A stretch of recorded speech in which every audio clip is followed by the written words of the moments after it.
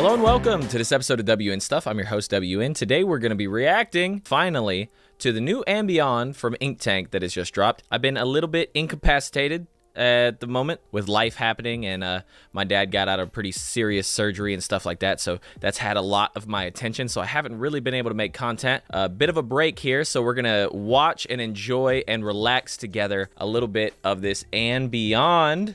I'm not sure how I feel about where YouTube has set up the description and stuff like that now. It just seems, I don't know if I like it as much. Maybe I just fear change. We fear change.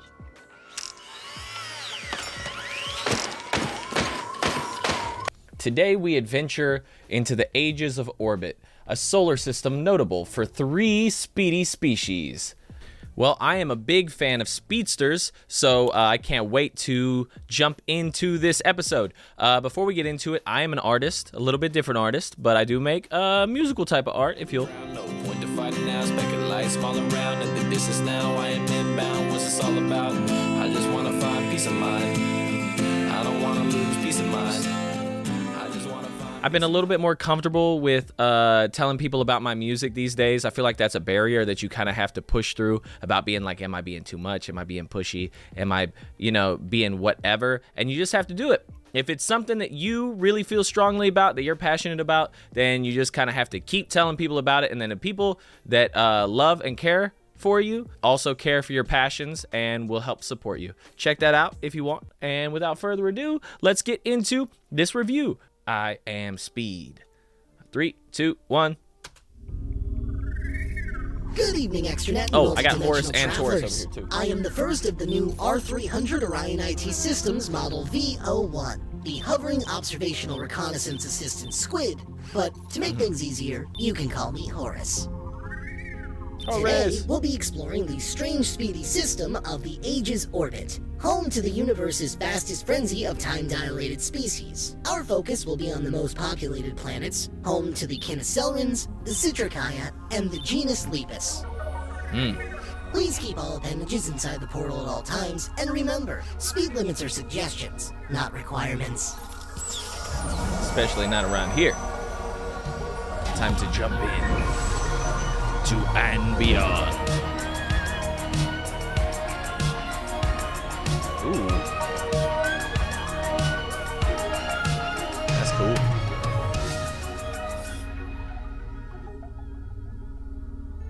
Welcome to the Ages Orbit, a small blanket system made up of multiple massive planets surrounding a unique orbital body. Despite the intense fluctuation of gravitational mass, this system is somehow stable, and each planet has increasingly different rotational and orbital speeds. These increased speeds cause time to move much quicker on planets from an outside perspective. The deeper into a system you go, the more dilation increases.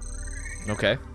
Due to the temporal influence of the system, I am equipped with a Chronosapien dilation key, so my footage will be readable once we return to regular dilated time. It's a wind-up. I love it. Starting off in the outermost orbital ring, we have the placid planet of Chalybes. Chalybes has the slowest rotation of the system. Using Earth as a comparative example, 1 day on Chalybes is only a fraction of 1 day on Earth. This is true for the entire system, rotating at incredible speeds, causing said time dilation. I'm here with you. I'm dilated. Chalybes is a fairly advanced planet sitting at a tech level of 5, as evidenced by its many enviro-integrated industrial cities. These clean cities being non-harmful hubs of endless possibility where they can live and learn. Despite the species' advancement, much of the planet's surface is made up of sprawling hills and dips into large cavernous canyons. These areas intentionally left more natural Looks like due to the a residents' Sonic more map a little positive bit. view of their environment. Chalybes is a mineral-enriched planet noted by its prosperous waters. About to get some rings. The planet only has one extremely small moon, meaning there are very little tidal currents, and as a result, most salt and heavier minerals stay settled at the bottom of most bodies of water. This makes nearly I love the all water on science-based planet information clear and drinkable. with These the Chalybes species waters in are this series. extremely high in mineral content and alkaline, and have nourished nearly all life on the planet to a point of immunity to most known diseases. No case of disease has been recorded on Chalybes for centuries. Are you feeling under the weather? Needing an all-natural immunity boost to remedy your day? If you try Hulkstar's imported fast-track Selling your mineral snake oil, water, huh? Sourced straight from the Xeno Springs of Jollibee's itself. Do one sip and you'll feel better in a splash. Wow, this is both delicious and It still feels terrible. nutritious. Professor Hulkstar's request for endorsement has been pending approval for about 3.5 years. Anyway, the dominant life of the planet are the Citricaya. The pause was Citricaya are comedically bipedal Fallidae standing at correct. various heights between 5 and 13 foot tall. These quick-footed cats possess an advanced physical prowess and are capable of running at speeds of up to 241 miles per hour.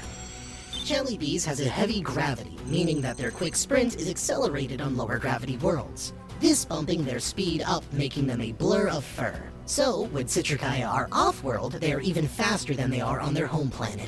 Because sense. Jellybees doesn't rotate nearly as fast as the other planets in the Aegis orbit, its residents are the only speedy species that won't get motion sickness when trying to acclimate to another planet's rotational speed. With their So natural I'm all good over prowess, here, they actually. have a lot of energy to burn off.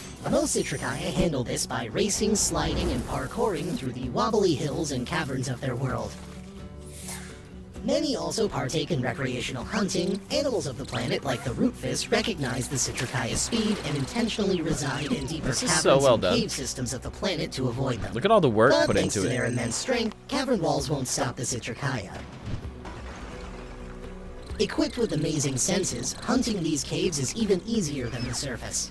With near 360-degree receptive ear canals, they can hear up to 5,000 feet away, almost doubling in these deep, round rock tunnels. In addition, they possess spatial sensitive long guard fur, making them aware when something gets within a close proximity of them. And of course, a dense layer of reflective cells in their eyes No known way. as tapetum lucidium. Even the smallest amount of light bounces off this optic layer and reflects back into Yeah. the retina, making them capable of seeing in extremely low light areas. Some individuals are even said to be able to see in pitch black darkness. nom, nom. This optic reflection also makes their eyes glow. Man, You could say they really give their prey a run for their money. run for their money. Well, I thought it was funny. It wasn't bad. Wasn't bad. Could have been worse. I mean, the good thing was you were quick with it. Like, you thought of it really fast. That's the Moving main deeper thing. into the system, we arrive at the post-haste planet of Kinnet.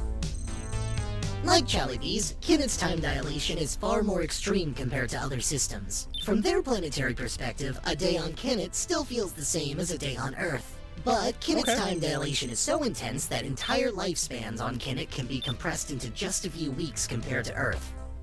Wow. As Kinnet's rotation is much faster than Jellybees, my dilation key will adjust accordingly.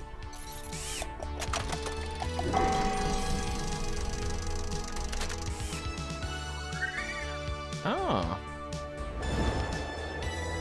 Wouldn't want Horace turning into Kinnet has a very pile of flat rusty topography circuits. littered with cluster cities. These cities are the homes of the Kinnecelrans.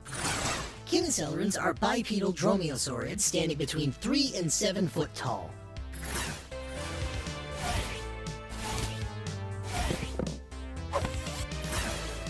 These lightning-fast lizards can move at incredible speeds, reaching upwards of 500 miles per hour. Kinnecelrans evolved to move at incredible speeds to avoid the lightning-fast attacks from their interspecific competitor, the Mollusparks. At first glance, many will mistake them for large trees when in actuality, they're animals that will root themselves into the ground. Yeah, I've dealt with trees that were Pokemon before. Had to learn cut. Mollusparks are large mollusk-like filter feeders So, that pretty feed much, on I microbial sea completely life understand via what they're going coastal through. spray from the suspended oceans created by Kinnet's 4 moons. They use a special synovial joint in their head like a rotary generator. Generating electricity they can use to fire at the ocean to create more spray to feed from. Or to defend their young from Kinnecelrans looking for a new pair of roller shoes. They take the synovial rollers of the younglings because they are genetically built with the durability to withstand constant movement and reduce friction. Oh, A oh. perfect shoe for the speedy species. They have also evolved a large retractable cranial lens to avoid disorientation from the flashes of lightning. Whenever they throw or in these debris gruesome flung at parts, right? It's like, it's a little When abrupt, you off-world know? on planets with I think less partly because of the gravitational weight animation holding and them stuff. down, their speed is accelerated to unmeasurable ranges. An individual can be moving so And fast continue. that, to their perspective, time could look like it's standing still. This extreme difference can also leave Kinosaurans feeling dizzy or nauseous for quite some time as they acclimate to the current planet's rotational speed. I get The that. largest downside of spacefaring for Kinosaurans is that despite how brief their journey off-world may be, when they return, a large amount of time will have passed. Yeah. For them, a few days in space could mean that by the time they return, their children could be older than them. More often than not, when traveling off-world, Kinosaurans travel in large groups Very bound much, together by familial bonds. All the talk of I would make detailed note time of and their whatnot culture, is but giving me, with how quickly things I change think here, Interstellar, that may you prove know what to I be mean? pointless.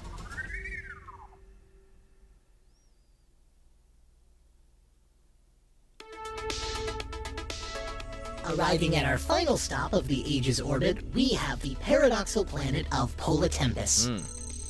Despite its sun-like appearance, Polytempus is indeed a planet. Okay. We adjust. Is that right, Horace? This massive planet acts as a gravitational anchor for the system, not only because of its Whoa. immense size, but also because the core of the planet is made of a solid quartz crystal. Special properties of this crystal attract and refract tachyons that bend space-time. Such a large amount in one spot thins and cinches space-time around the planet, causing it to have no rotation, as if it's literally stuck in time. Got it. The luminous bands around the planet are created by its dominant inhabitants, the genus Lepus. Okay. Genus Lepus. Genus Lepus are large lagomorpha standing between 2 and 13 foot tall. Their people, stuck on this unmoving planet being crushed by gravity, evolved to suit it fairly well. Developing extremely intense musculature and anatomy, despite the crushing gravity, they can move around freely and even quickly. On other planets of lower gravity, their movement is so fast that they can seem invisible. As a result of evolving in a tachyon-enriched environment, over time they would learn to harness tachyon energy via momentum and refract it through themselves, such as the quartz crystal structure of their planet. They use this refraction to pool together temporary I like the use of choice-based colors timeline with the variants prism. of themselves and Very nice. physically manifest them. For example, if a genus Lepus is presented with multiple paths, they can run fast enough to temporarily split the timeline, running down all paths simultaneously. Holy crap. Once reformed, they still retain the knowledge of every action, even after the timeline disappears. Wow. However, these temporal clones can only exist while the genus Lepus is in motion. One large downside to manipulating tachyon energy, however, is that the radiation will rapidly accelerate and age cells that come in contact with it, similar to a tachyon mutation of one Hugo Méliès caused by a quartz entropy pump documented in 1952 on Earth. Too much tachyon radiation in one place can worsen into thinning and possibly even breaking space-time in that area. Knowing the dangers of their abilities, the genus Lepus people avoid most interstellar travel. Got it. That's Young kit genus cool of Lepus them. spend I their appreciate days you. painting, sculpting, and crafting. These methods of expressing and manipulating their view of the physical world is taught to them to better hone their sight of potentiality through the winding branches of time, helping them see time from different perspectives and clarify their time clones. Hey, pretty cool, right? Art is subjective, and given that I'm an AI, I do not have an opinion on art. Well, I think it looks great, my boy. Reassurances. All right, Reassurance is I'm good. off to work. Gotta go fast.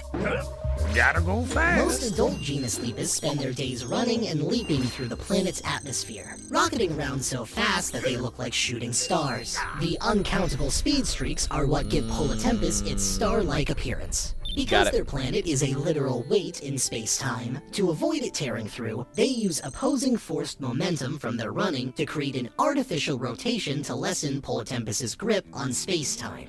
This teeter-tottering on space-time is so powerful that it has created ripples encompassing the entire system's width, pushing and pulling both Kennet and Chalybes through space, meaning that the Aegis orbit itself exists thanks to the genus Lepus. The accelerated time-dilated effect of the system is simply the barrage of tachyon radiation from Polar Tempest, dispersing similarly to solar radiation. Making So the without planet not only the appear Lepus, like, but like, act it's game over. similarly to a sun.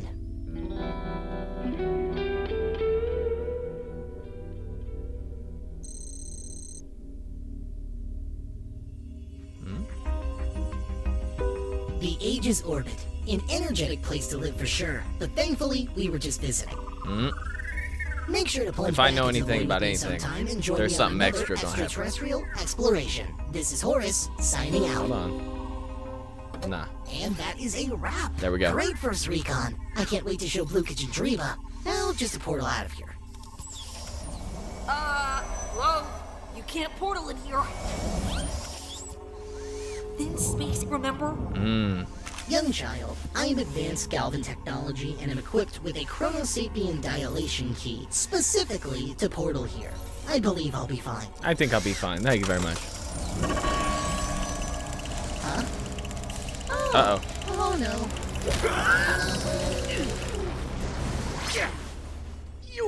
You blithering bucket of bolts! You can't portal here!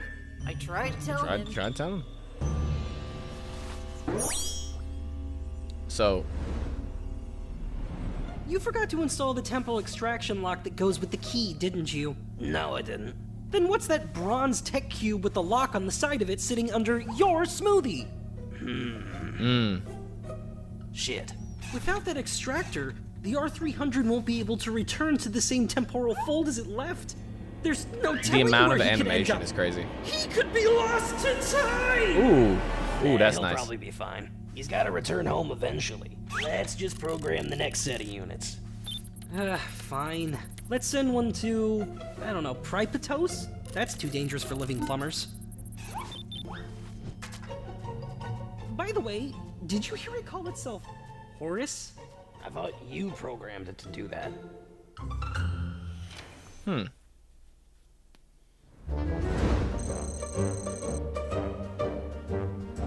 Nice. Shout out. Greetings, interstellar travelers. Awesome, We hope by the you way. enjoyed a glimpse into the Good bristling grab. biome of the Aegis orbit. You can help with future galactic expeditions by joining the Inktank Patreon and inform your favorite part of this episode in a comment down below. Now, on to the next invention. Lovely. Well, I thoroughly enjoyed that episode. I felt like there was a lot of science-based information.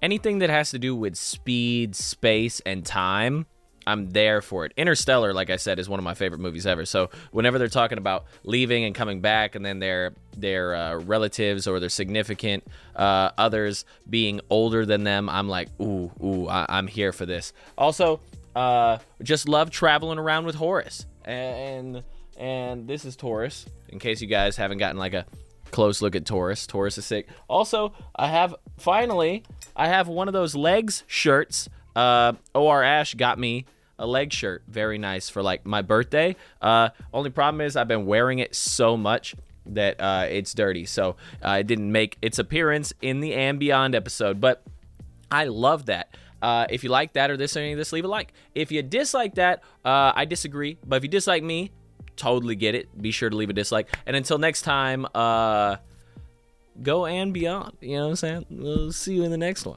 A little bit of Inkus Tankus, a little bit of Jumpus Lepus, a little bit of, Have a good one, guys.